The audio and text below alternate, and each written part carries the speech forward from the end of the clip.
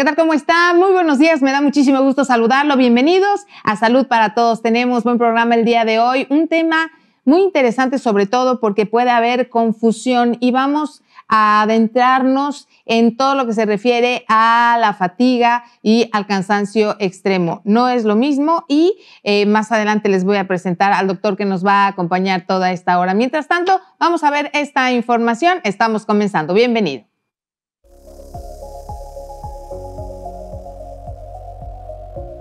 La fatiga o cansancio extremo es una sensación constante de agotamiento que no se alivia con el descanso y que puede afectar el desempeño físico, mental y emocional. Este síntoma es común en diversas afecciones médicas y situaciones en la vida diaria, pero cuando se vuelve persistente puede ser un signo de problema subyacente. La fatiga es más que estar cansado ocasionalmente, implica una falta constante de energía, dificultad para concentrarse, debilidad física y, a menudo, una falta de motivación para realizar actividades cotidianas. Causas comunes de la fatiga: estilo de vida, el estrés crónico, la falta de sueño, una dieta deficiente o el consumo excesivo de alcohol y cafeína pueden contribuir al cansancio extremo. Problemas médicos: la fatiga es un síntoma común en enfermedades como la anemia, el hipotiroidismo, la diabetes y trastornos del sueño como el insomnio o la apnea del sueño.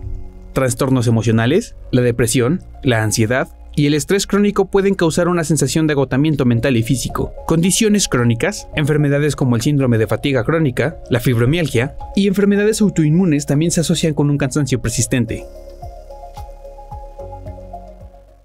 Muchísimas gracias por esta información y bueno, les presento al doctor que nos acompaña, es el doctor Juan Carlos Pérez García, a quien le agradecemos muchísimo y saludamos con mucho gusto. Él es neurólogo. Doctor, ¿cómo está? Muy buenos días. Buenos días, como siempre, Gaby. Gracias por la invitación. Un gusto que nos acompañe, sobre todo porque es un tema el cual pienso que a veces pues todos tenemos un día en donde amanecemos cansados o al final del día hicimos muchas actividades, nos levantamos muy temprano, etcétera, y llega pues cierto tipo de cansancio.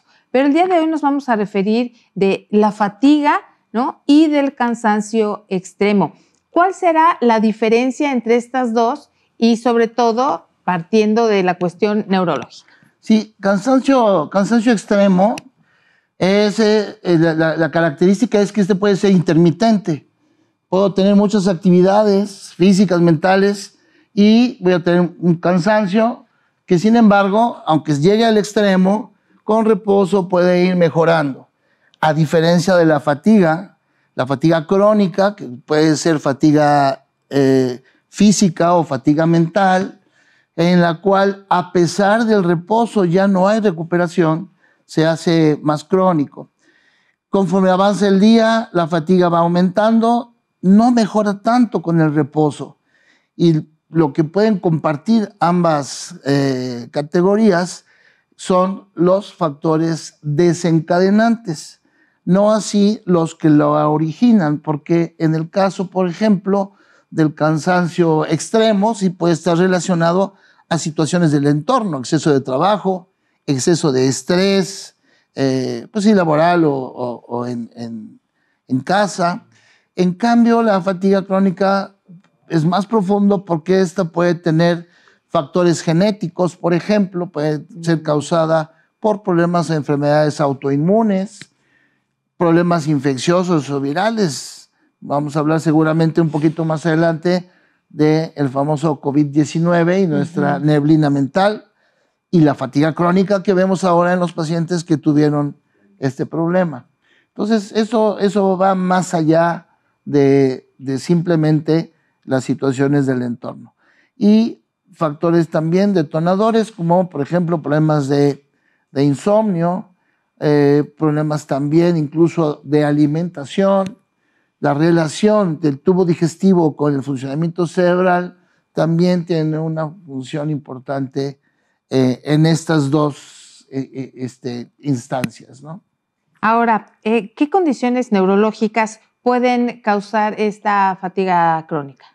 Bueno, es multifactorial y vamos a empezar desde la parte genética, o sea, podemos traer nosotros ya alguna afectación en nuestros canales iónicos, que son las entraditas donde los neurotransmisores trabajan y los iones entran y salen a las neuronas o a las células. Desde ahí, desde la parte genética, ya tenemos cierta predisposición a tener la fatiga crónica. Y luego van pasando cosas durante la vida. Antecedentes de un traumatismo, un golpe en la cabeza en la infancia puede ser también parte de eso. Otras enfermedades infecciosas. Hay, por ejemplo, niños que durante toda su infancia han tenido cuadros febriles, inclusive convulsiones por fiebre, y todo eso va mermando un poquito el funcionamiento neuronal, que cuando pasa el tiempo y ya en la vida juvenil o en la vida adulta se enfrentan a situaciones de estrés, de más trabajo, es cuando empezamos a tener ese cansancio físico y mental en el que entra lo que es la fatiga crónica. Y además enfermedades más graves, la esclerosis múltiple, por ejemplo, es una de las enfermedades que puede traer como consecuencia este tipo de fatiga crónica, que es una enfermedad autoinmune, el lupus, la artritis reumatoide, todas esas son enfermedades autoinmunes que ocasionan eso. Y hay en particular una que se relaciona mucho a la fatiga crónica, que tiene un nombre complicado, es una encefalomielitis que afecta a los músculos y que tiene que ver también con un proceso inmunológico que hace que las personas vayan perdiendo neuronas fácilmente y sobre todo neurotransmisores que tienen que ver con la actividad física, como por ejemplo uno muy importante que es la acetilcolina, que comparte físico, pero también la acetilcolina me sirve para la memoria y para la atención y para el funcionamiento de las funciones mentales superiores. Doctor, mencionaba hace unos momentos la cuestión de los niños, etcétera. Cuando pensamos en este tipo de padecimientos, pues entonces pensamos que podrían ser adultos mayores por el avance del tiempo, las condiciones, etcétera.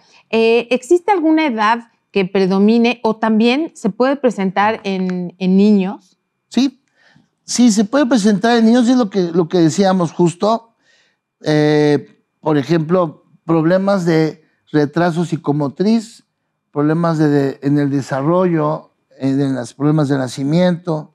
Los niños con síndrome de Down, por ejemplo, tienen un poquito de más posibilidad de desarrollarlo. Y esto yo diría que podemos irlo viendo como por etapas o por edades. Es eso. En jovencitos, a lo mejor de repente, pues las drogas, el exceso de alcohol puede también ocasionarlo, y ahí el estrés va subiendo. En gente de mediana edad, pues las enfermedades autoinmunes, y en las personas mayores la enfermedad vascular cerebral, la presencia de pequeños infartitos e infartos lacunares en los hipertensos, en los diabéticos, las personas con colesterol o triglicéridos altos, la vida sedentaria, el tabaquismo, etcétera, pues son factores que van ocasionando daño a nivel de lo que llamamos nosotros endotelio vascular, que es la parte interna de las venitas y arterias cerebrales, que empiezan a perder su elasticidad, disminuye la circulación cerebral, que nosotros llamamos perfusión, y al pasar eso, pues ahora tengo menos flujo sanguíneo y tengo una disminución de mis funciones, sobre todo la fatiga mental, pero pues va relacionado con la fatiga física.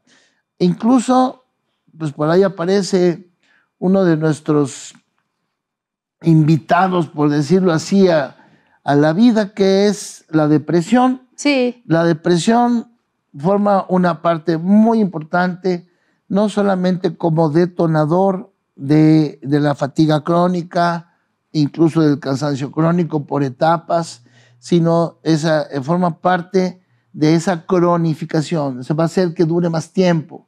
Personas de carácter fuerte, a lo mejor con depresión, no caen hasta abajo, sino que se mantienen. Entonces puedo tener personas que tienen años con depresión y van cayendo poco a poco en ese síndrome de fatiga crónica. Oye, doctor, ahora que menciona la cuestión de la fatiga mental, esto Esto, en palabras llanas, ¿cómo lo podemos mencionar? ¿Es como que no queremos pensar o tiene algo que ver con la memoria? No recuerdo, no enlazo ideas. ¿Qué es lo que sucede? Bueno, recién con la enfermedad que tuvimos hace unos años del COVID-19, apareció o fue apareciendo este término de neblina mental. Y se caracterizaba porque personas que eran muy hábiles en su trabajo, con mucha destreza, con un coeficiente alto, muy activos, pues cuando regresaron después del COVID se dieron cuenta que como que todo estaba más lento. Empezaban a tener algo que se llama bradipsiquia, que es pensar un poco más lento. O sea, sí resuelven, pero la velocidad de procesamiento cerebral había disminuido. Entonces, esto los saca un poquito del contexto, porque si yo en mi vida diaria normal hacía 15 actividades en la mañana, ahora con esto que me tardo un poquito, lo hago, pero me tardo en hacerlo, alcanzo a hacer 8 o 9 actividades, ya no termino todo lo que antes hacía. La capacidad de mantener la atención, la retención había disminuido, y no solamente ya me costaba más trabajo aprender, sino que ahora empezaba yo a olvidar palabras, a olvidar detalles, sobre todo en lo relacionado a la memoria reciente, lo que estaba pasando recientemente. Bien, doctor, amigos, vamos a hacer una pequeña pausa, es muy breve. Antes, le recuerdo que si tiene alguna duda, quiere preguntarle algo al doctor, lo puede hacer vía telefónica, vía WhatsApp o también vía Facebook. Estamos esperando sus preguntas. Pausa y volvemos. Se estima que alrededor del 20% de la población mundial experimenta fatiga severa en algún momento de su vida, lo que lo convierte en uno de los síntomas más comunes reportados en las consultas médicas.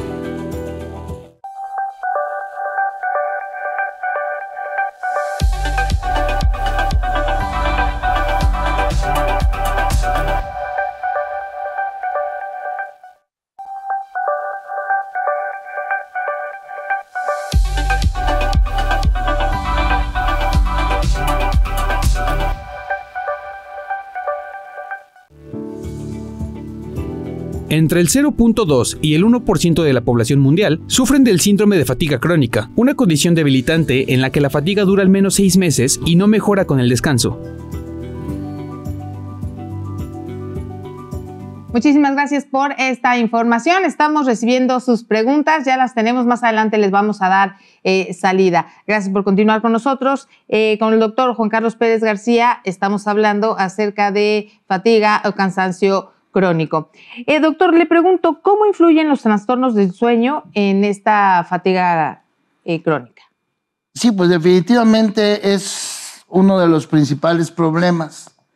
Es uno de los principales motivos de consulta que tenemos ahora, ya que muchos problemas, muchas situaciones se relacionan al insomnio o al mal dormir.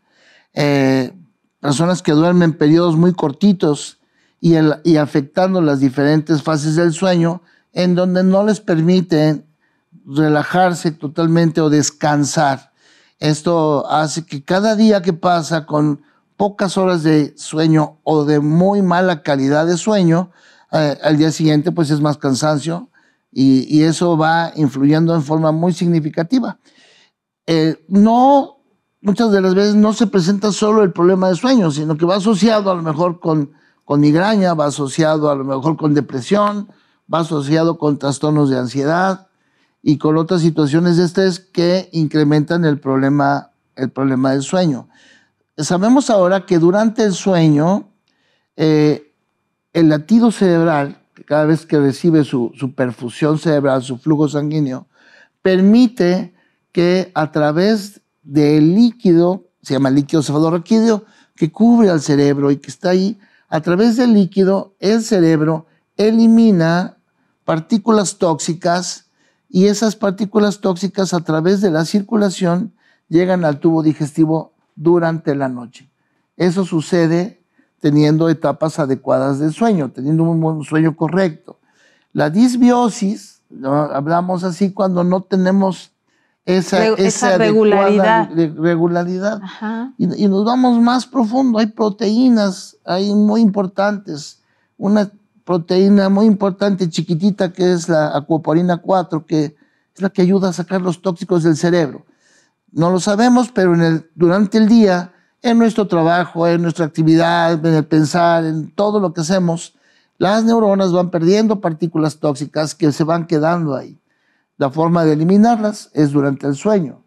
De ahí que, por ejemplo, si alguna persona tiene varios días sin dormir, puede incluso desarrollar algún problema psiquiátrico fuerte por esa falta de sueño.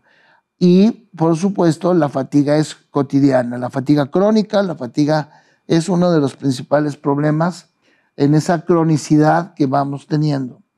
En general, las personas que hacen trabajo, por ejemplo, las personas que hacen guardias nocturnas en los hospitales, por ejemplo, en la policía, en cosas que tienen que estar 24 horas, son más propensas a poder desarrollar este problemita de fatiga crónica. Claro, las personas que ahora, se necesitan tanto por otras cuestiones de inseguridad en los fraccionamientos que están cerrados, las personas que cuidan y entonces es 24 por 24.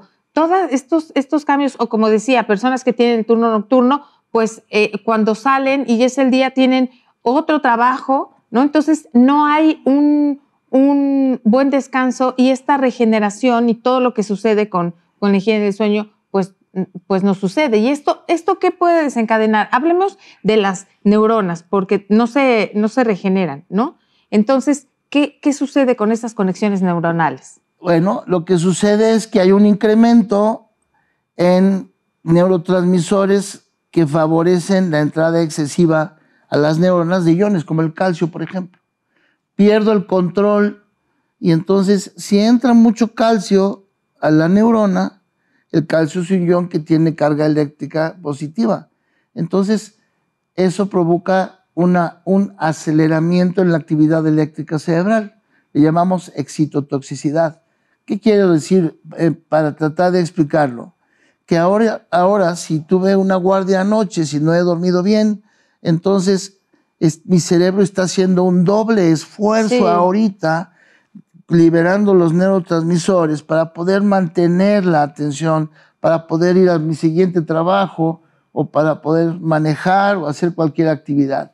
Eso se traduce en un procesamiento muy rápido del cerebro que va a provocar a la larga un envejecimiento más rápido, una pérdida neuronal, porque estoy forzando a mis neuronas a trabajar el doble sin el descanso que se requiere. Y eso es lo que estamos hablando de personas que tienen a lo mejor el horario invertido, etcétera, aquellas que tienen insomnio, no pueden dormir. Si uno se desvela un poco, ¿no? Y al otro día estás todo somnoliento, cansado, te duele la cabeza. Ahora imagínese, o qué es lo que sucede con estas personas que pues así es el ritmo de vida. Entonces, y no solamente un tiempo, sino durante toda la noche. Ahora, ¿las enfermedades autoinmunes pueden causar fatiga desde el punto de vista neurológico, doctor? Sí, definitivamente.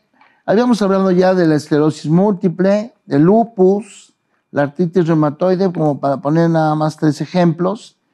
Y son las que por la propia afección de la enfermedad, el propio daño que van ocasionando, pues van alterando el funcionamiento cerebral normal. La otra cosa, que hay enfermedades en las cuales la parte emocional empata un poquito con eso. A mí me dicen, tienes un tumor cerebral o tienes una enfermedad degenerativa, tienes Parkinson, por ejemplo. Entonces, no solamente son los síntomas que me causa la pérdida de dopamina en el Parkinson, sino además la parte emocional me va a llevar, sobre todo en las etapas iniciales, a una depresión crónica. Y voy así teniendo eso. Y a lo mejor aquí vale la pena también diferenciar un poquito la fatiga crónica con un síndrome que ha sido muy controvertido, el de la fibromialgia. La fibromialgia reumática, que pues son dolores en diferentes partes, ligamentos, tendones, articulaciones, muy simétrico y que se relaciona a trastornos de ansiedad y de depresión. En algunas personas que genéticamente pueden tener un umbral del dolor un poquito más bajo, o sea, diferente, y se asocia a eso. De hecho, el manejo de todos estos casos pues implica medicamentos antidepresivos. Es la cuestión emocional. Antes de entrar al aire le preguntaba si tenía algo que ver, porque pues cuando tenemos ya una depresión, bueno, entonces sí, todo cambia, física, mental, no tenemos ganas de, pues a lo mejor de levantarnos, de bañarnos, de hacer alguna actividad, y esto también puede afectar tanto física y el entorno. Sí, y se vuelve un círculo vicioso, complejo, porque voy a trabajar sin ganas, llego y qué tal voy a rendir mucho menos en el trabajo, voy a tener, incluso puedo tener conflictos emocionales que empeoran en retroceso, empeoran mi sentido, mis sentimientos, empeora eso, entonces ahora suman puntos y tengo cada vez más depresión. Ese día en la noche no puedo dormir porque estoy pensando en lo que me sucedió en el trabajo, el esfuerzo y lo que esto significa que los pacientes que van teniendo este tipo de problemas pues vayan empeorando conforme pasa el tiempo. Doctor, de manera coloquial, ¿cómo funciona el cerebro? Porque hay muchas personas que se quedan dormidas pensando, es que mañana tengo que hacer esto y tengo que llevar y tengo que recoger y tengo que traer, tengo que comprar, tengo que esto y lo otro, preocupaciones de todo tipo, y es que pasa esto, pasa el otro, o sea, muchas cosas. Y pues por el mismo cansancio, porque ya estamos acostados, etcétera, nos quedamos dormidos. ¿Cómo es el funcionamiento del cerebro en cuanto al descanso? O sea, tenemos que programar, tenemos que tener un pensamiento, digamos, en blanco. ¿Qué sucede para que haya un real descanso y sobre todo la regeneración? Eso tiene que ver con el funcionamiento neuronal en lo que llamamos etapas del sueño. Hay varias etapas del sueño. Uh-huh. Para fines prácticos, así para ser muy explícito, voy a tener dos primeras etapas en las cuales el cerebro sigue trabajando. La etapa 1 del sueño, la etapa 2, que es una etapa donde hay mucha actividad eléctrica cerebral y que favorecen esa subida de actividad eléctrica cerebral, favorece que entremos a la etapa 3 y 4. La etapa 1 y 2 son muy cortitas. La 3 y 4 es el sueño profundo, el que dura más tiempo, en el que estamos relajados y descansados. Ahora, en la etapa 2 del sueño ya estamos dormidos. Pero en esa etapa, de acuerdo a las actividades, mi personalidad, lo que hice, lo que pienso, puedo estar resolviendo problemas y me puedo acordar perfecto, tengo que hacer esto, sí, tengo que ir para acá, para allá, y estoy dormido. Pero es una etapa muy corta. Pero es una etapa en donde mi cerebro está trabajando muchísimo. Y eso favorece a que entre la fase 3 y 4 en donde me pierdo. Cuando te despiertan en la fase 2, brincas. ¿Qué pasó? Sí, ¿Qué? así. Ajá. Pero en la fase 3 o 4 no puedes despertar. Es cuando estás así, no puedes despertar. Ajá. Esas son las de reposo, el 3 y 4. Ya que va a amanecer otra vez la 2, otra vez la 1 y despertamos. Por ejemplo, algo que explica por qué los pacientes con epilepsia pueden tener convulsiones cuando se duermen o cuando van a despertar, porque las convulsiones son en la fase 2, cuando tenemos más actividad eléctrica cerebral. Eso así como fines prácticos. Ahora, personas que se despiertan muchas veces en la noche, por ejemplo, para ir a hacer pipí, muchas veces, entonces están entrando un chorro de veces a la fase 2 y no tienen un sueño reparador. Que va pasando con la edad. Ajá. Y eso pasa en las personas mayores que se levantan varias veces, entonces al día siguiente ya tenemos otra vez la fatiga crónica. Es una de las causas también frecuentes. Claro. A ver, doctor, ¿puede la fatiga extrema ser un síntoma inicial de una enfermedad neurológica grave? Sí puede ser. Puede ser. La fatiga extrema puede ser la fase inicial de un deterioro, que acompaña un deterioro cognitivo leve, que puede ser lo que vamos a llamar más adelante demencia vascular, o puede ser de una enfermedad de Alzheimer, puede ser el inicio de una enfermedad de Parkinson, sí puede ser en gente mayor, por ejemplo, o simplemente la enfermedad vascular cerebral. Si yo tengo hipertensión arterial, estoy teniendo ya baja de memoria un poquito por mi problema circulatorio cerebral, eso me va a ir dando fatiga crónica y al final pues voy a seguir teniendo esto y sí puede ser grave. Puede ser un dato de alarma. Dato de alarma, de foco rojo para poner atención. Vamos a hacer una pequeña pausa, es muy breve, seguimos recibiendo sus preguntas vía telefónica, vía WhatsApp y también vía Facebook. Aproximadamente del 30 al 40% de los casos de fatiga persistente están relacionados con enfermedades como la anemia, el hipotiroidismo y la diabetes.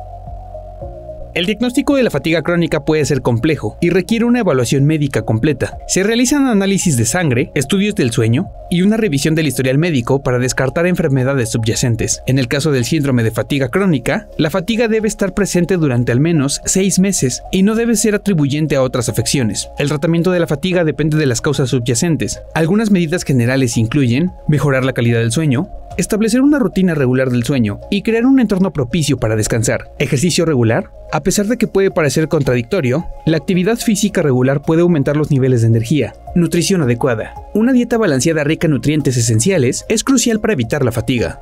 Control del estrés. Técnicas de relajación como la meditación, el yoga o la terapia psicológica pueden ayudar a reducir el cansancio relacionado con el estrés o la ansiedad.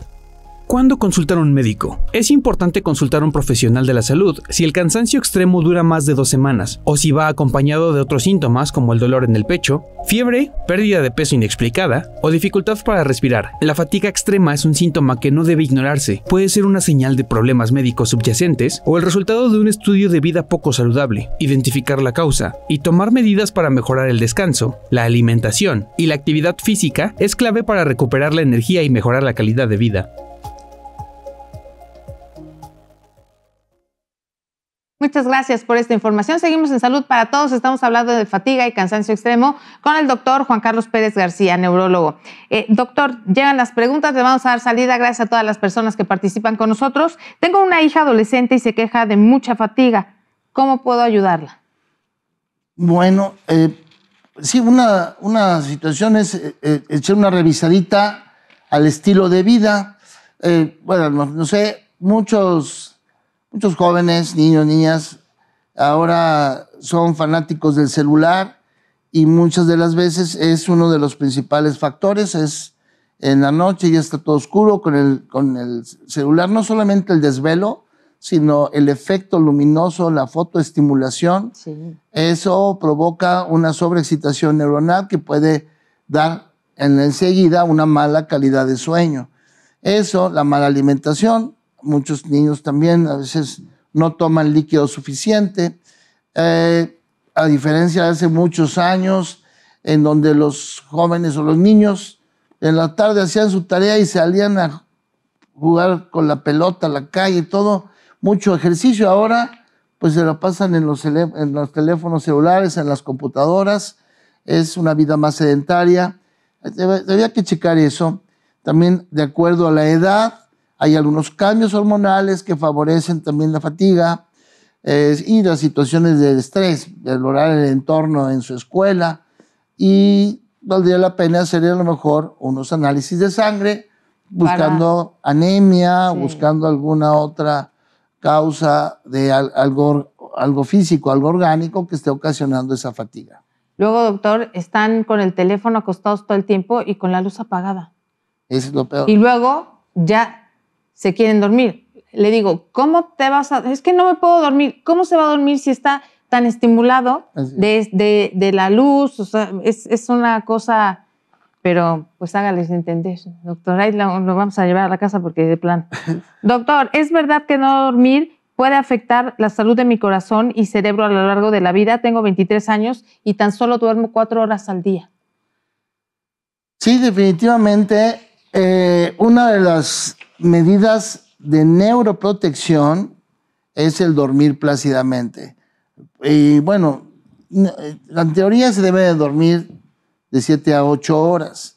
Pero si dormimos 6 bien dormidas, con un sueño reparador, un sueño profundo, eso funciona como reparador. 4 horas realmente es poco, y si a estas 4 horas le agregamos que es una mala calidad de sueño, entonces ahorita los jóvenes, tiene 25 años, no lo va a notar, pero esto va a ir sumando, y con el paso de los años va a ir sumando otros factores que van a llegar, las situaciones de estrés, el trabajo, etcétera, y entonces es cuando nos damos cuenta que suman todos esos factores desde un principio, y sí puede afectar el funcionamiento del corazón y del cerebro, principalmente porque perdemos más rápidamente neuronas, y al corazón lo hacemos trabajar el doble de tiempo. El corazón durante la noche baja su frecuencia cardíaca porque las arterias se dilatan tantito, entonces el corazón lucha menos para bombear sangre, baja su frecuencia, baja su potencia.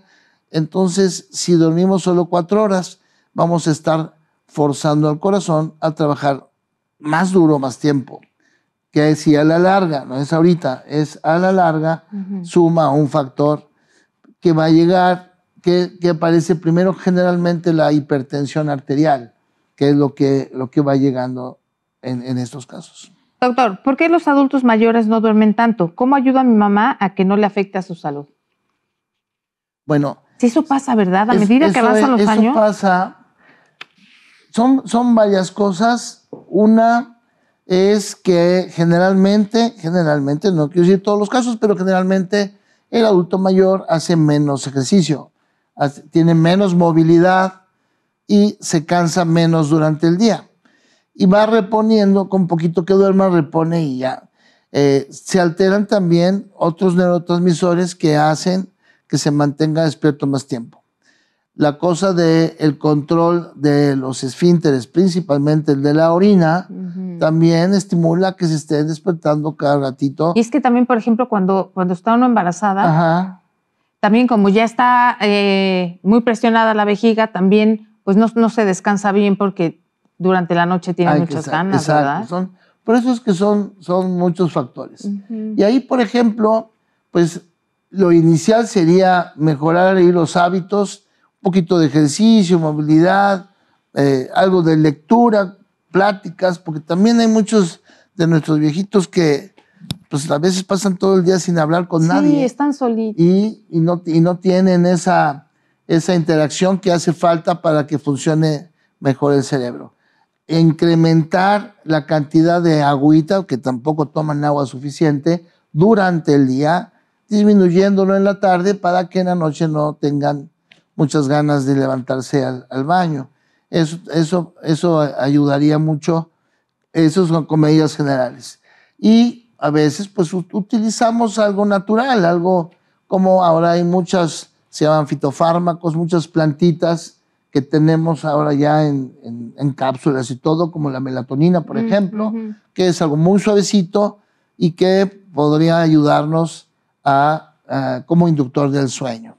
Doctor, es que sí, este tema del sueño, mire, genera muchas dudas.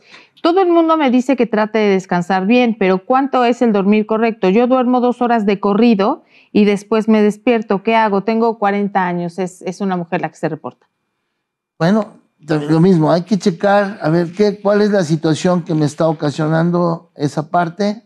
Es la situación del estrés, es la situación del trabajo, es la falta de ejercicio, a veces un poquito también el sobrepeso, que también eso nos dificulta un poquito el patrón respiratorio.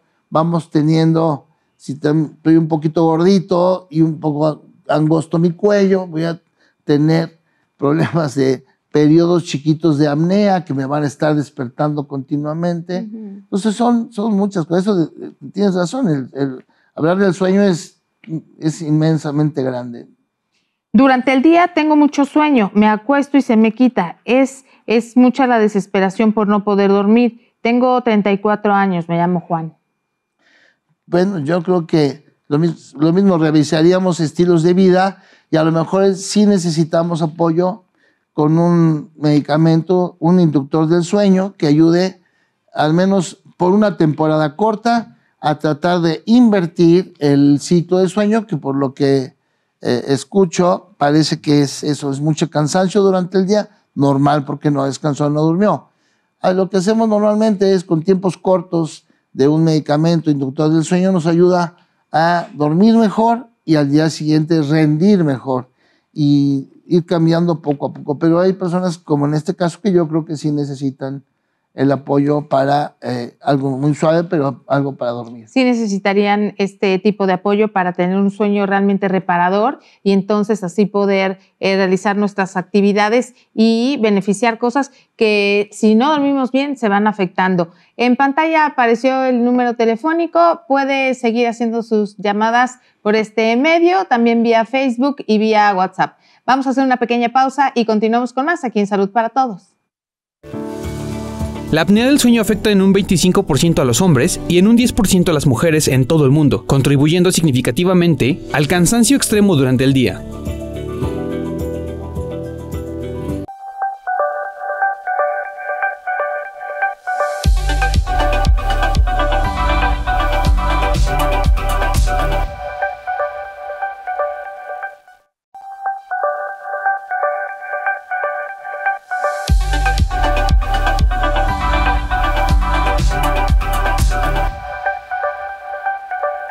Muchísimas gracias por continuar con nosotros. Seguimos hablando de fatiga y cansancio crónico extremo. A ver, doctor, ¿por qué cuando duermo de más siento que me canso más? ¿No? Por ejemplo, dormir 12 horas. Sí, el sueño tan prolongado puede ocasionar dos cosas. Una, que duerma más durante el día, es decir, después de las 7, 8 de la mañana. A esa hora el ciclo sueño-vigilia, lo que equivale a lo que el día-noche, digamos. Dormir en el día no es un sueño tan reparador, es un sueño que ya al contrario me produce más fatiga.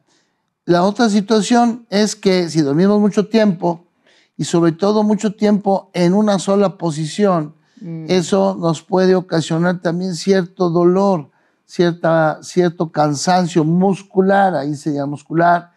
¿Qué pasa, por ejemplo, personas que a veces toman algún medicamento para dormir y van 4, 5, 6 horas en la misma posición, amanecen con mucho cansancio, con dolor de cuerpo?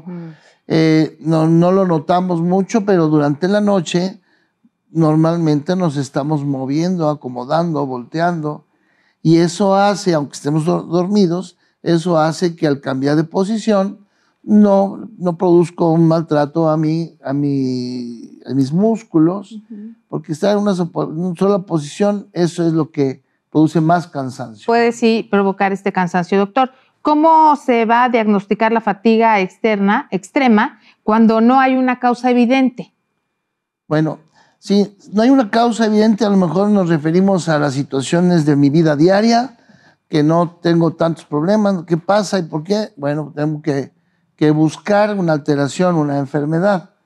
Hay varios estudios que se pueden hacer, hay estudios completos del sueño, en donde, por ejemplo, el estudio de sueño, la polisomnografía que se llama también, y en donde ahora ya van a mi casa, me conectan electrodos por todas partes y me duermo y todo se registra en una computadora que al día siguiente se analiza y ven desde mi parpadeo, desde mi actividad muscular, los movimientos oculares. Del ojo, ¿verdad? Sí. Sí, eso todo. REM se llama, ¿no? Se llama REM. Ajá, REM. Movimientos oculares rápidos. Ajá. Exactamente, es la base de los movimientos. y las etapas del sueño. Entonces, en un estudio de polisomnografía pueden ver la calidad del sueño. Un estudio más sencillo, un electroencefalograma, a lo mejor también me puede mostrar, sobre todo cuando le pedimos al paciente que se desvele para hacer el electro, y casi siempre cuando le están poniendo los electrodos, le empieza a ganar un poquito y se duerme. Entonces vemos las ondas del sueño en el electroencefalograma, en donde ahí podemos descartar actividad eléctrica anormal, también en eso. Otros estudios de imagen como la tomografía o la resonancia magnética, pues me mostrarían solamente cuando hay una causa física más evidente, como pequeños infartitos que se llaman infartos lacunares en la enfermedad vascular cerebral, o calcificaciones, o atrofia, porque también podemos tener una pérdida mayor del volumen neuronal y lo veo en los estudios de imagen. Eso serían como que los estudios más frecuentes. ¿No? Que podrían arrojar algún tipo de resultado como este. Ahora, ¿existen biomarcadores en sangre que indiquen alguna posible causa neurológica de la fatiga? Sí hay diferentes, sobre todo análisis de proteínas, como por ejemplo la proteína beta-amiloide en la enfermedad de Alzheimer, otras la alcopolina 4. Sin embargo, son estudios muy sofisticados y complejos, que no es sencillo y no es barato hacer una determinación con esos biomarcadores. Utilizamos otros biomarcadores no en sangre, por ejemplo, aunque se está avanzando las investigaciones mucho en pruebas en sangre, lo que antes hacíamos en el líquido cefalorraquídeo, tomando punción lumbar, y ahora ya se están experimentando, haciendo cosas para tomar una muestra de sangre ahí y determinar algunas otras pruebas. Otros biomarcadores que se han considerado son, por ejemplo, las pruebas neuropsicológicas, hacerte pruebas neuropsicológicas y ahorita y a lo mejor en 3 años hacer unas nuevas, comparar qué tanto pierdes. En resonancia magnética la volumetría es considerado también un biomarcador.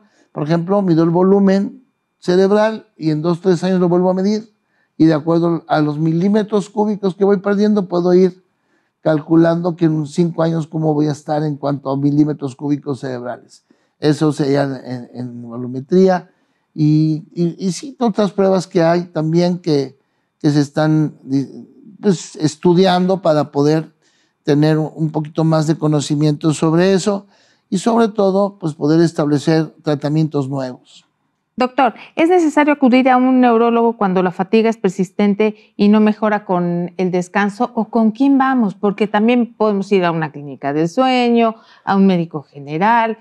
¿Con quién es la especialidad específica o más conveniente para acudir? Yo creo que el inicio es descartar las causas comunes de problemas de fatiga crónica o de cansancio extremo.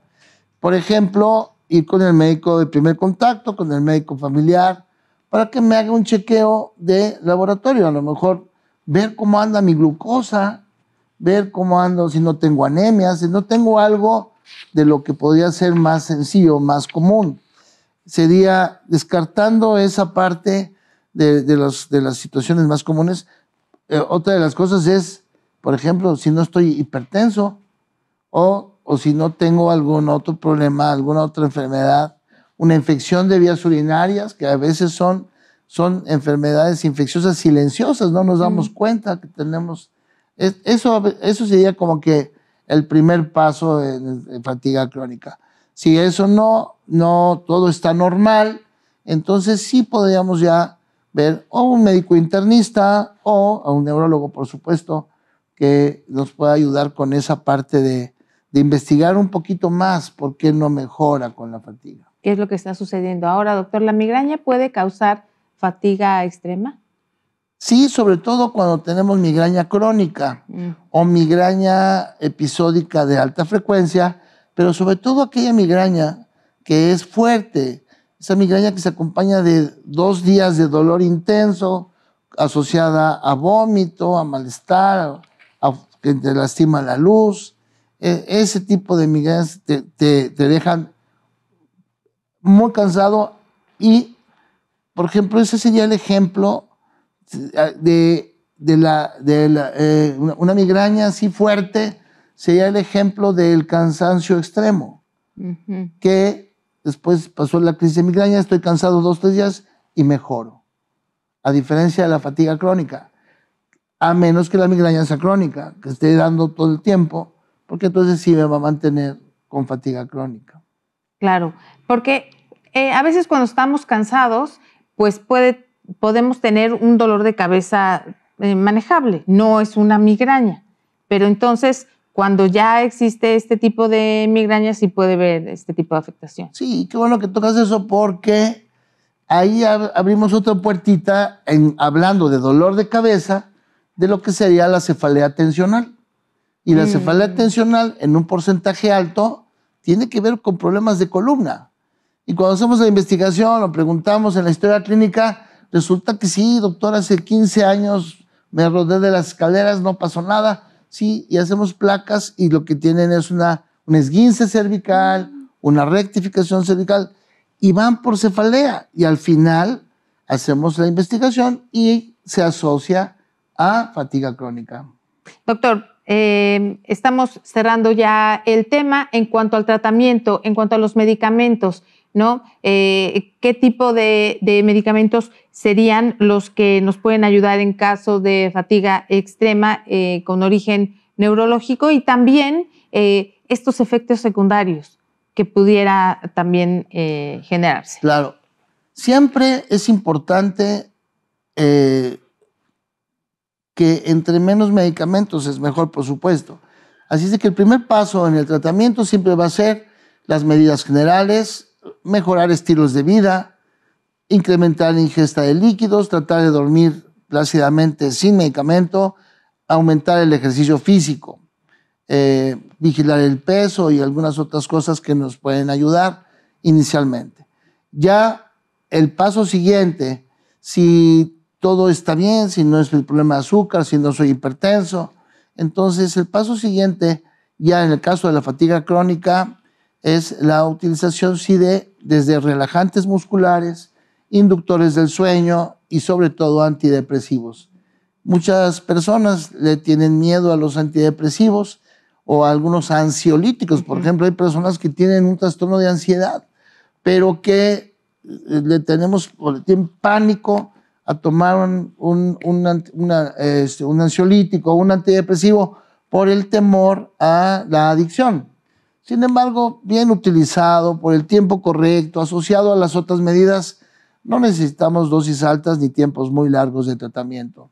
Y además también cuando se empiezan a retirar, ¿qué pasa con esos medicamentos que se van retirando poco a poco? O sea, no que ya acabe el tratamiento y ya los deje de tomar. Sí, esas son estrategias, son estrategias de cada médico y el éxito es ese.